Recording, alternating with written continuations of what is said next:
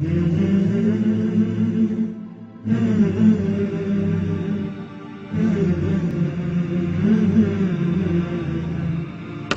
Rabbil Alameen wal aqibatu lil muttaqeen wa salatu wa salamu ala rasulihil kareem. Amma ba'du fa'udhu billahi minash shaitanir rajeem. Bismillahir rahmanir rahim. Inna ad-deena indallahi al-Islam. Our first talk is on Islam and secularism. Islam, as we know, is our religion, our deen. And deen in Arabic means return, reward. In English, the idiom is tit for tat. The parallel Arabic idiom is kama tudinu tudan. As you do, so shall be done to you. Deen is the word used for way also. Lakum dinukum waliya deen. You go your way and let me go mine. Then deen is used for the law also in Surah Yusuf alayhi salam. Yusuf alayhi salam was not able to detain his brother in the king's law because he was the great office bearer of the king, not the king himself. So Allah Almighty says, Zalika kidna li Yusuf. So did we prescribe for Yusuf, Ma kana li yakhuda akhahu fi dinil malik, as in the law of the king, he had no provision to detain his brother. So the wording is fi dinil malik. And when the word deen is used for Islam, it's used in the as a complete way of life. Then there is another word, madhab. Close to it, it had not been used in the Quran. It is an Arabic word which means the path which you move on. And this is not used in Quran and perhaps not used in Hadith. But it's in plenty been used in the Islamic literature, but not for Islam, for the different sects of Islam, like Madhab Hanafi, Madhab Shafi'i, Madhab Maliki, etc., etc. The word Madhab is used. But some of our great scholars, to explain a point, they have used the difference. They have differentiated between Deen and Madhab. They actually use the word Madhab as the translation of the word religion in secularism. Because in secular word, and secularism is the ruling ideology of the world today, the word religion has its own meanings and it is limited to certain things. So they actually tell that Islam is not a madhab, it's a deen. But remember, the fuqaha, Imam Shafi'i, Imam Malik, Imam Abu Hanifa and Imam Ahmad bin Hanbal rahimahullah, they talk about the whole Islam. Headings are different. They will discuss ibadat under Kitabul Salat, Kitabul Hajj, Kitabul Zakat, Kitabul Sawm. And they will discuss the social system of Islam under the heading of Kitabul Nikah. They will discuss the economic system of Islam under the heading of Kitabul Buyu'. Buy means to sell. And Buyu', the chapter of selling and buying. And they will discuss the political system of Islam under the heading of Kitabul Imara, Amir, the leader, and Kitabul Imara, the leadership. And they will discuss all the issues. So the mazahib, all four mazahib, they are complete. But our elders have been careful that the word used for Islam, they have kept its sanctity, that they have not used for the different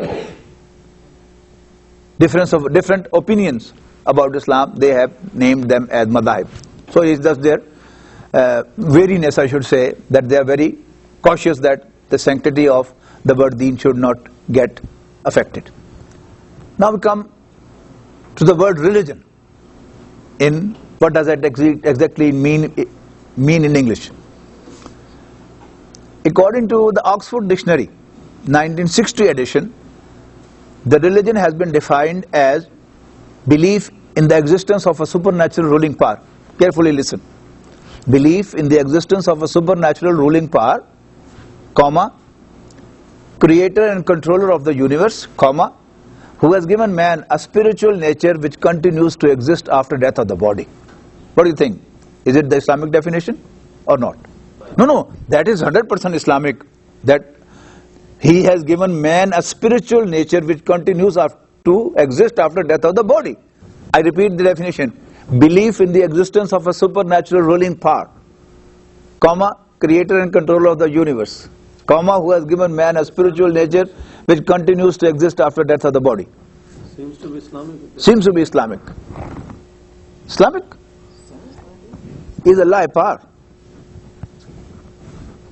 Sorry, Allah? Is Allah a power? Is Allah power? I don't think he is a power. He has. He has power, but he is not a power. This is the trick here. This is the denial of the personified being of Allah subhanahu wa ta'ala. Allah ta'ala has been mentioned as a power. He is a powerful being. There's a lot of difference. Whenever there is a living personified being, he has the authority to say yes or no, like and dislike. You understand how they work? You know, all sitting here have got some religious background, understanding, but you have not been able to figure out that where they have added a poison. They have denied Allah subhanahu wa ta'ala. But even this definition was not accepted later on. After this, in the same 60 edition, after semicolon, there was another definition, ruling passion of one's life. It appeared to be true definition of Islam, ruling passion. But in 1995 edition of the same Oxford Dictionary, amendment was made. The first definition was just taken away. Belief in the existence of a supernatural ruling power. Why? Because they had kept something there, but a normal man believes that it is Islamic. So they just took it away. And the second definition, ruling passion of one's life, was amended as controlling influence of an individual. What is this change? Yes. This is more secular philosophy. What is secular in it? Separation of There is no mention of separation of church and state here. it's Consider no belief in God. association with God. No, ruling passion. Controlling influence on a person's life. You know, passion arises from inside and control comes from outside. This is actually Freud's concept that religion is nothing but something being forced on a man from outside. It has no origin of its own. So now that depicts in the definition. You know, ruling passion was Islamic, of course. That whatever is your religion, it controls and rules whole of your life. Ruling passion of one's life. It is religion, definitely. But since Freud has done that religion has got no origin of its own, it has got no existence of its own, it is only something which is being forced on a man from outside. So now that depicts in this definition, ruling passion was replaced by controlling influence of an individual. Do you appreciate that? Now come to the secular. What is secularism? It has got two segments. Ism means ideology of life. Communism, socialism. Tawheed is translated as monotheism. Wahdatul Wujud is translated as monism. Right? So ism is the ideology of life. And secular means, in the same Oxford Dictionary, worldly. Not religious or spiritual. Secular means worldly, not religious or spiritual. That means related to this life, not to another life, like hereafter or the grave, etc., etc. Related to this life only, this is secular. Dunya. Dunya, yes. But in the same edition, 1960, when the word secular is used as a verb, to secularize, it doesn't mean worldly. There is actually the secularism. To reduce the role of religion in morality and education. And most of the time when you see or recognize or you have known about secularism is only about morality. But more deep and more clever effect of secularism is in education. So, to secularize means to reduce the role of religion in morality and education. Now in 1995 edition, there is a very clear definition of secularism. I'll write it down for you so that you don't miss even a word. Believe that laws and education should be based on facts and science, etc.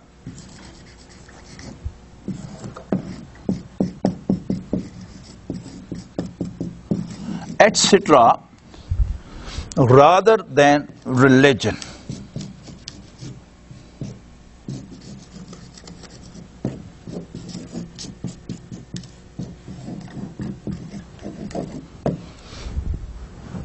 Can anyone explain this definition?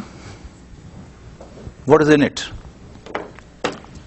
Religion has nothing to do with your life, whatever you are. What does the science and facts means? The universe where we are living. Yes? Physical matters. Yes. You know, according to the scientific definition of reality, anything which is comprehensible by the five senses or at least verified by them has the actual existence, and the one which cannot be verified by the five senses has got no existence. And what is etc.? Number one, it should be in the grip of the any one of the five senses, or it can be verified by the five senses. For example, science claims that there are electromagnetic waves all around, but we can't see them, hear them, smell them, taste them, or even capture them. But now my phone will just ring and I will verify that there is something through which my phone has been connected to yours. So it's verified. And then what is etc.? Etc. are scientific methods, and on top is mathematics. You know, any student of science who has studied a little bit of physics, he has read Einstein's equation E is equal to mc square, and he believes in it, doesn't he? You know, any object moving with the velocity of light will convert to energy, and for that very object distance will become zero and time will become infinite. Every student of science, he has never experienced this. Nothing has moved in front of him with the velocity of light, and he has not verified it. Yet he has got so much belief in mathematics that he believes that yes, it will happen.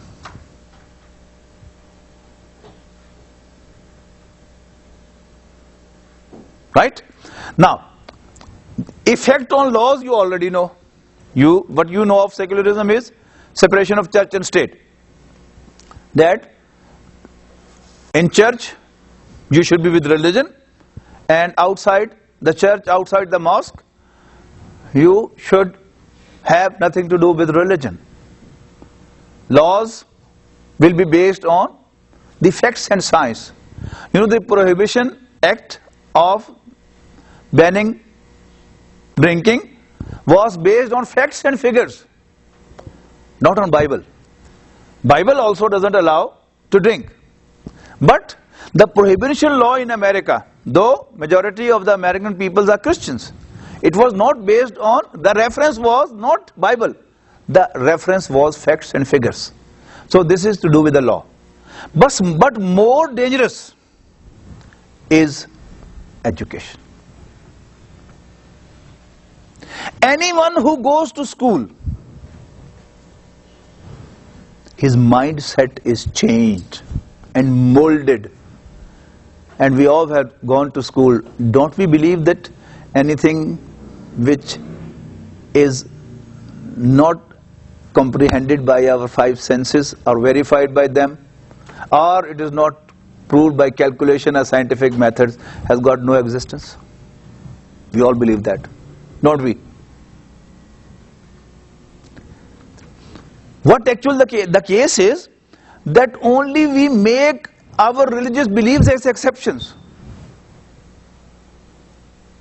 that we don't mix them too. Our belief is on secularism and our iman is on Quran. Am I right? And if you literally mean what belief is, that what you really know, what you really understand, what you believe is your belief. So Aqidah becomes separate and beliefs become separate. A teacher of biology was asked by Dr. Sar Ahmed, our teacher, well, what do you think about Darwinism? He said, it's kufr. Dr. Sar Ahmed said, I didn't ask fatwa from you. I asked you your expert opinion as a biologist. He was a lecturer of biology and very active worker of an Islamic organization, not to name. He said, the arguments are very strong. What does it mean? He believes in it, but in the religious segment, he denies it. In the understanding section, he believes it. In religious section, he denies it. So it will bring a dual personality, and we are all that. Any person who has gone to school, he cannot believe in God. As simple as that. The school has not allowed us. He has molded our mindset in such a way that we cannot believe in God. Only in the mosque, we have no choice. But as far as our understanding is concerned, the understanding is the other way around. That is, believe that laws and education should be based on facts and science, etc. A young man who goes to school, college, university. Now there are two types. One who just studies to memorize and get through the exam. He's safe. But the real student is one who understands all what he studies. And if he understands this, that anything which cannot be comprehended by your five senses or cannot be verified through them, or the scientific methods cannot prove it, tell me, can he believe in God? No, he can't. So anyone who understands, he doesn't believe in God. Then there are again two categories. There are some noble boys who have a very conservative family structure, respect of the elders. So they don't stand in front of the elders. They say, okay, offer prayer. He said, okay, yes, Dad. Looking here and there, but he's praying. But one who is bold, Right. real secular, you know, the real secular is, no, all are equal. You can argue with anyone. Father and son, both are human beings. You can argue with him. Husband and wife, both are human beings. They can argue with each other. Now he will stand in front of him. You all believe in nonsense, this and that. And he is proud of being of no religion. I was born with no religion. And he proudly says, religion is the opium of the masses. I'm an intellectual, I'm of a higher category, I'm not supposed to have beliefs. Yeah, these are nonsense people. The sheep and cattle, they have beliefs. I'm a human being. This is the real secularism. You might have heard a difference of opinion on the subject. Some people, some brothers believe that, oh, secularism is not against Islam. Some says, oh, it can accommodate Islam. Some say Islam allows secularism. Others say Islam has nothing to do with the secularism. But if you study in depth what secularism is, it has, alhamdulillah, very clear definition that what to talk of the details, ahkam, laws, they come much after that. The secularism education does not allow you to believe in God. No religion. Matter is finished. So there is no debate at that level whether the laws should be Islamic or un-Islamic, religious or secular. There is no such debate. The base is gone. And this is a very clever move. Akhiru dawana alhamdulillah rabbil alamin.